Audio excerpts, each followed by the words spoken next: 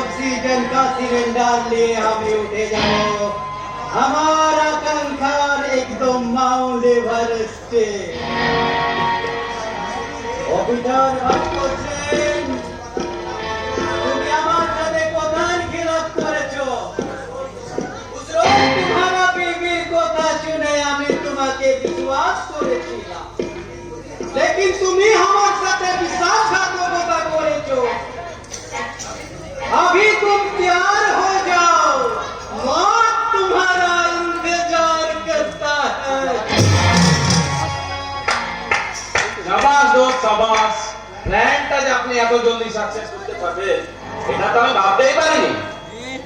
ও আমার পায়ে হাত খেলা আছে জয়ন্ত বাবু আমি কত বড় বড় অফিসারকে এই বাংলা থেকে পাঞ্জাবে আর পাঞ্জাব থেকে বাংলা মুলুকে ট্রান্সফার করে দিয়েছি এই অফিসার তো মাত্র শুনো পুঠি আছে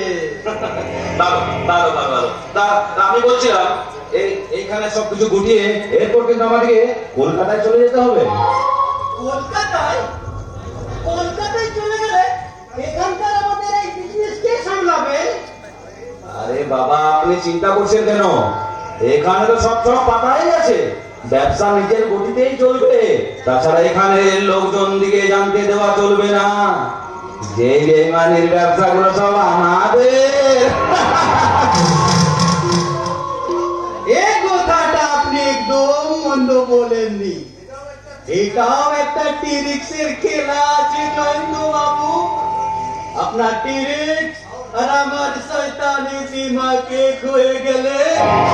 এই বাংলার বুকে একটা শয়তানি রাজ্য গড়ে যাবে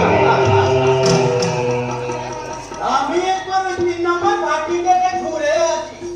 পরে আপনার সাথে আমার কথা হবে বাতচিত কি হবে আমি তাহলে এখন আসি জয়রাম জি কি জয়ন্ত বাবু জয়রাম জি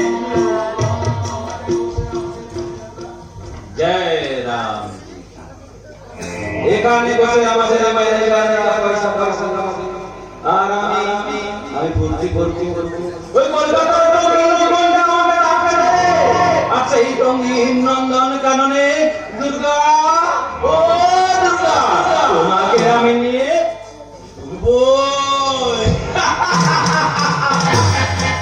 ওরে তো বেশি হাসা কিন্তু ভালো নয় জয়ন্ত বেশি হাসলে কিন্তু কাঁদতেও হয় আরে পলা যা